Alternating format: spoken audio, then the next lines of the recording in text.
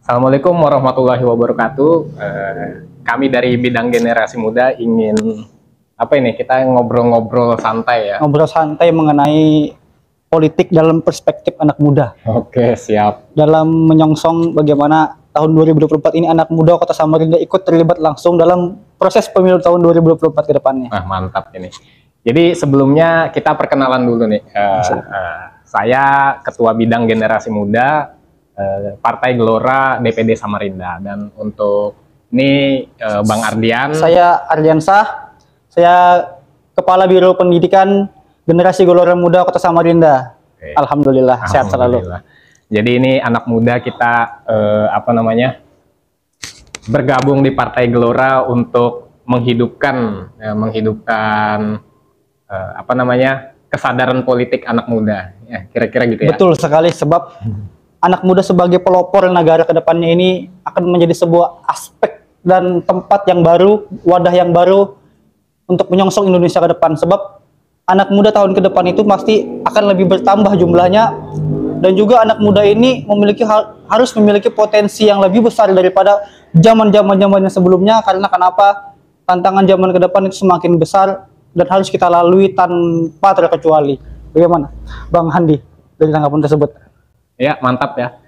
Jadi sebenarnya nih mau tanya dulu nih, menurut Bang Ardian ini, ya, Bang. Politik itu apa sih? Politik itu adalah seni dalam berpikir bagaimana kita tidak hanya berpikir hari itu, tapi kita berpikir hari esok, bahkan 100 tahun ke depan.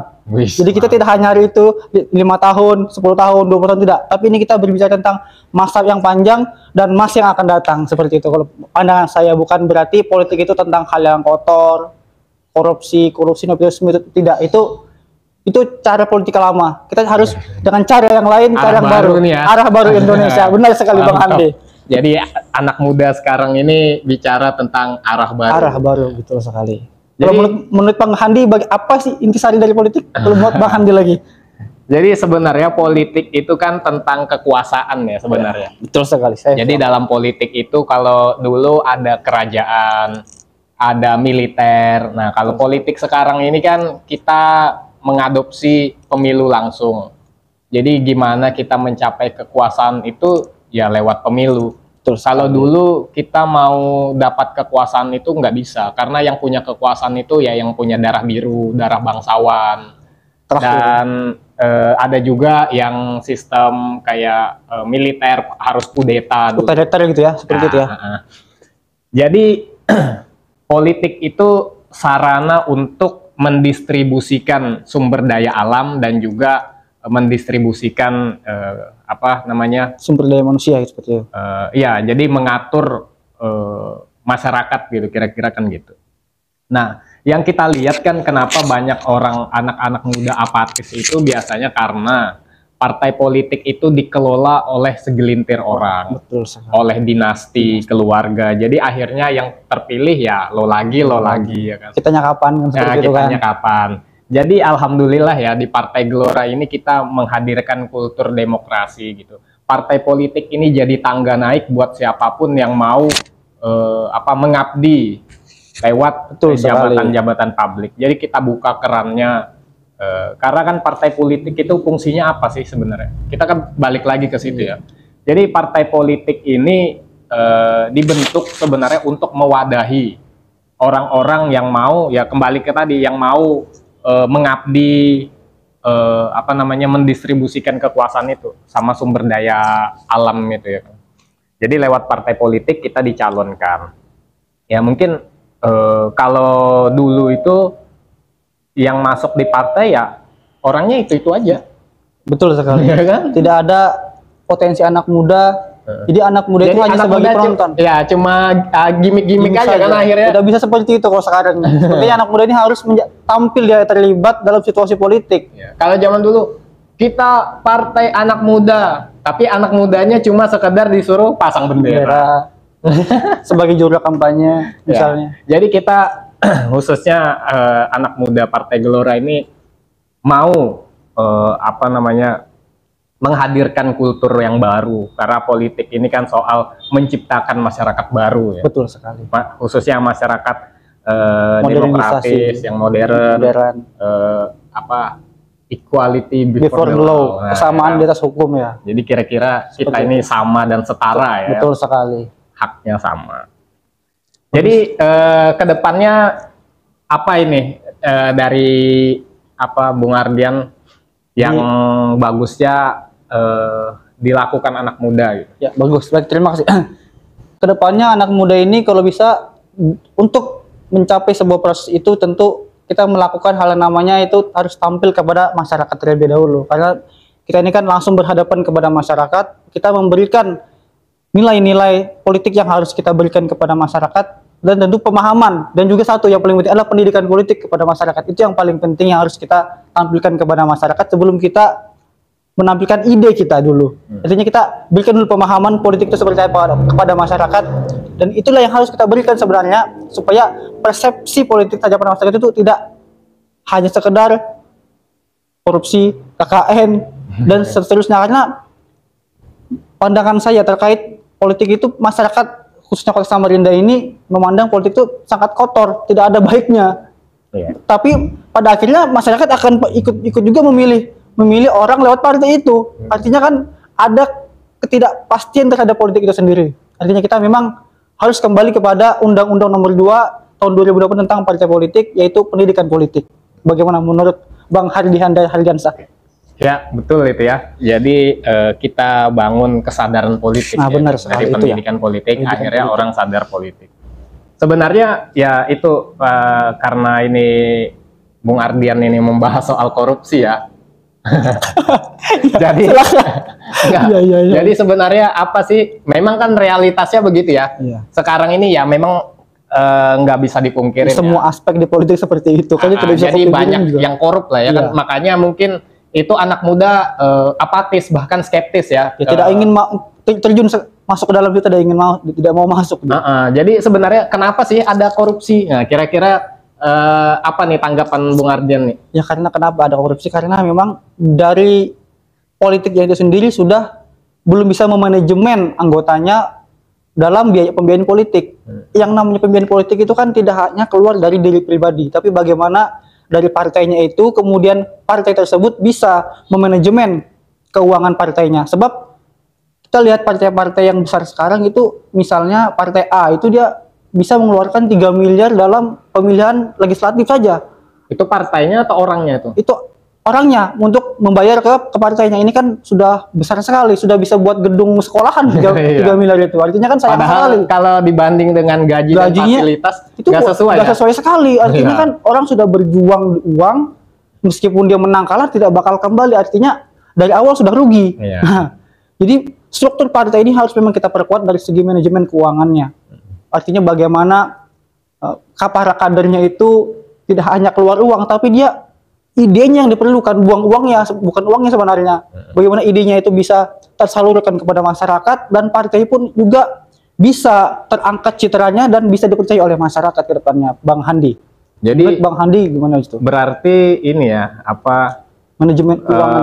Korupsi ini Ini kita berbahas dari hulunya itu kan. Ya, jadi disitulah dari partai politik ya. Iya, dari hulunya situ partainya. Jadi nggak salah ya kalau orang agak apatis sebenarnya ya. Benar sekali. Nah, jadi kita hadir di sini untuk memberikan edukasi bahwa jangan apatis gitu ya. Betul sekali. Karena kan kalau orang apatis, ujung-ujungnya kandidat ini ya cuma bisa nyogok lah istilahnya. Betul sekali, kan? Saya sepakat dengan Bang Handi ini. Bang Handi sangat tahu itu kan. Jadi ya memang ada kesalahan cara berpikir kita ya soal politik, baik dari kandidat maupun pemilih ya. Betul sekali. Kita nggak bisa juga nyalahkan pemilih yang nerima uang, karena kan pada saat itu ya bisa jadi orang itu butuh ya kan. Nah itu diperlukan ya kemauan politik dari para kandidat, terutama dari partai tersebut ya, untuk menghilangkan money politik itu. Betul sekali. Kenapa sih ada money politik? Nah itu harus kita perdalam ya, kita pertegas lagi nih. Kenapa ada seperti kenapa ini? ada ya? Karena tadi pembiayaan politik yang mahal. Mahal sekali. Sebenarnya ya pembiayaan politik yang mahal itu mahal dari segi mananya dulu.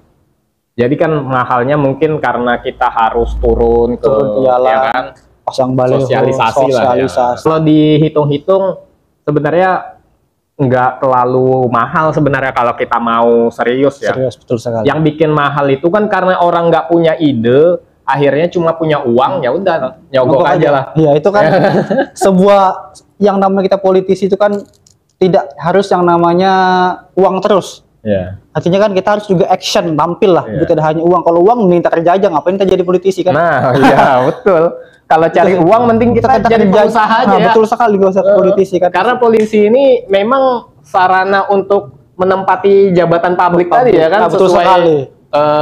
Amanat undang-undang ya kan. Sekali dia tampil kepada masyarakat, dia menampilkan dirinya dengan segala pengetahuan yang ia miliki. Tapi dengan cara-cara yang terbaik pastinya kan. Ya, jadi mau pemimpin ini mau ngapain? Nah, betul sekali. Apa idenya yang mau ditampilkan istilahnya? Misalnya kayak sekarang apa ya, kerusakan lingkungan misalnya. Apa ide kita untuk menangani kerusakan lingkungan? Kira-kira kan itu kan harusnya kandidat ini ditagih itunya, idenya. Misalnya kenapa orang-orang ini nggak sejahtera? Apa idenya buat mensejahterakan? Kira-kira kan begitu harusnya ya. Ini enggak, orang cuma berebut duduk kursi aja nih. Sudah dapat ya duduk diam aja kan. Ya akhirnya sudah terpilih, datang duduk diam. Nah, itu yang jangan sampai lah. Itu karena itu kan apapun itu kita memilih dia, kita harus mensupport dia. Yeah. Meskipun sudah terpilih ya kita bisa kritik dia, jangan sampai ada kata baper terhadap politik. Nah, itu juga harus kita pelajari juga, Pak. Bang Handi, mungkin bagaimana terhadap jika kita mengkritik wakil kita sendiri, apakah itu sah-sah saja atau tidak? Ya harusnya sah-sah aja kan, karena yang kita kritik ini bukan orangnya, tapi kebijakannya ya kan. Jadi dalam politik itu ya kita harus bisa nempatkan di mana pikiran diadu. Misalnya kita nggak perlu bawa perasaan. Ya, karena kita berdebat pikiran ya. Iya, pikiran. Terus biasanya ya kenapa ada sentimen terhadap argumen emosional misalnya kan karena bawa perasaan. Orang nggak bisa bedakan lah. Akhirnya kita mengkritiki kebijakan dibilang mengkritisi orangnya, pribadinya. Padahal bukan. Seandainya yang jadi pejabat bukan dia, ya bukan dia yang dikritisi ya kan. Betul sekali. Yang dikritisi kan karena dia punya jabatan, posisi. Itu iya. Karena jabatan itu kan amanat rakyat ya kan. Betul sekali. Harusnya ya itu artinya ya pejabat-pejabat itu jangan anti kritik lah ya. Biasa aja lah ya kan.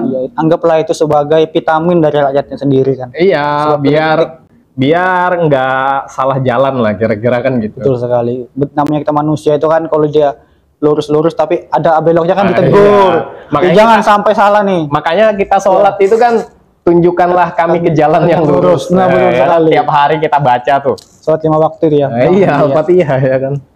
Jadi menurut Bang Handi misalnya ke depan ini pemuda Samarinda ini cocoknya ini dia bergelut di DPRD kota atau di DPRD provinsi atau langsung ke tembak DPR RI? Semuanya dong. Semuanya ya? Iya. Oke, baik. Jadi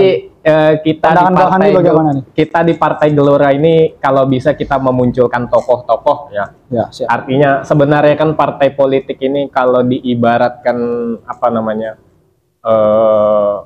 rumah makan misalnya. Resto ya? Resto. Kita membuat pesanan nih. Nah, kita di partai ini atau di resto ini kan meracik makanan yang pastinya yang lezat, yang disukai masyarakat. Nah, sama kayak kita di partai itu kita meracik calon pemimpin yang mampu misalnya mewadahi aspirasi masyarakat dan mengimplementasikannya. Jadi kita siapkan itu anak-anak muda yang bisa menjadi penerus regenerasi dari kepemimpinan. Artinya menampilkan pioner ya, pelopor ya bagi masyarakat ke depannya ini ya. Insya Allah ya, kira-kira begitulah. Kemudian bagaimana kita memunculkan topik pemilu nanti tahun 2024 ini, apakah anak muda ini sebagai pionernya di paling depan dia atau dia hanya menjadi sebagai roda belakang di Partai Gelora ini? Bagaimana Bang Handi? Ya, yang pasti kita mendorong anak-anak muda buat mengisi jabatan publik tadi. Baik sekali. Jadi kita siapkan narasinya, ideologinya, buat bisa bersaing dengan ya generasi-generasi lama. Jadi harapannya anak muda Gelora ini bisa membawa perubahan arah baru tadi. Baik. Berarti kalau jika Bang Handi mengatakan seperti itu tadi, berarti ada kemungkinan orang-orang Gelora Muda ini potensial menjadi calon kepala daerah. Apakah seperti itu? Ya insya Allah lah. Karena kan anak muda ini estafet kepemimpinan, penerus lah, regenerasi. Generasi Ya kan? di era demokrasi terpimpin ya. Oke, mungkin itu aja perbincangan kali ini dengan Bung Ardian. Semoga ada hikmah di balik obrolan ini. Ya, Kurang. dan juga saya sebagai Biro Pendidikan Kota Samarinda, Gelora Kota Samarinda, marilah kita bergabung bersama di Partai Gelora Kota Samarinda untuk mencapai cita-cita kita bahwasanya Samarinda sedang tidak baik-baik saja. Terima kasih. Terima kasih. Assalamualaikum warahmatullahi wabarakatuh.